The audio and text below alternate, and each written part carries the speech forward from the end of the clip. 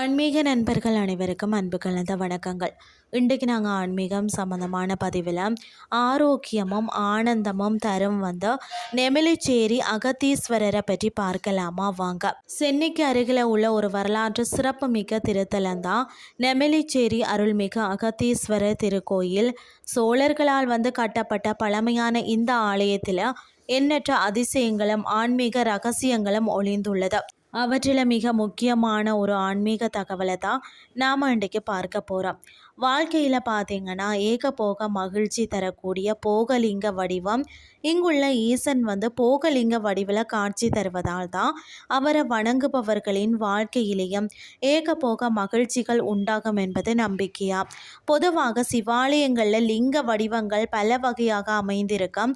ஆனால் நெமிலிச்சேரி கருவறையில் வீற்றிருக்கும் அகத்தீஸ்வரர் கிழக்கு நோக்கி சதுர வடிவ ஆவுடையார் மீது போகலிங்க வடிவமாக எழுந்தருளியுள்ளார்.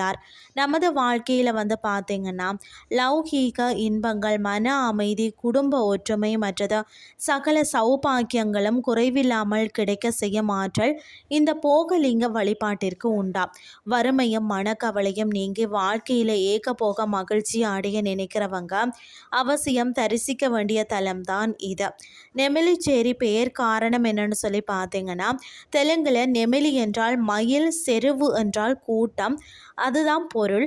முற்காலத்தில் பார்த்திங்கன்னா இந்த பகுதியில் மயில்கள் கூட்டம் கூட்டமாக வாழ்ந்ததால் தான் மருவி நெமிலிச்சேரி என்று பெயர் பெற்றதாம். இங்கு அன்னை ஆனந்தவள்ளி தெற்கு நோக்கியபடி அபயகஸ்த முத்திரையுடன் அடியார்களுக்கு புகலிடம் தந்து அருள்கிறாராம். இந்த கோயிலின் தனி சிறப்பு பார்த்திங்கன்னா, இந்த ஆலயத்தின் மிகப்பெரிய விசேஷமே அதன் நவக்கிரக அமைப்பில் தான் இருக்கிறதா. வடகிழக்கு மூலையில் உள்ள நவக்கிரகங்களுக்கு எதிரே மேற்கு பார்த்த சூரியன் மற்றது சந்திரனோடு பைரவரும் ஒரே சந்நிதியில் இணைந்து காட்சி அளிக்கிறார். இப்படிப்பட்ட ஒரு கூட்டு தரிசனத்தை காண்பது மிக மிக அபூர்வம். கிரக தோஷங்கள் நீங்க இது சிறந்த வழிபாட்டு இடமாகவும் இருக்கிறது. தீராத நோய்களால் அவதிப்படுறவங்க இந்த தலத்து ஈசனையும் அம்பாளையும் வழிபட்டு இங்க இருக்கக்கூடிய அகஸ்திய புஷ்கரணி தீர்த்தத்தை வணங்கினால் நோய்கள் நீங்கி ஆரோக்கியம் கிட்டும் என்பது பக்தர்களின் தீராத நம்பிக்கையாக இருக்கிறது. வாழ்க்கையில் இழந்த மகிழ்ச்சியை மீட்டெடுக்கவும் தீராத வியாதிகளில் இருந்து விடுபடவும் ஒரு முறையாவது பார்த்திங்கன்னா நெமிலிச்சேரி அகத்தீஸ்வரரை தரிசித்து வாருங்கள்னு சொல்லி கூறிக்கொண்டு இன்றைய ஆன்மீகம் சார்ந்த பதிவை நிறைவு செய்து கொள்கிறேன்.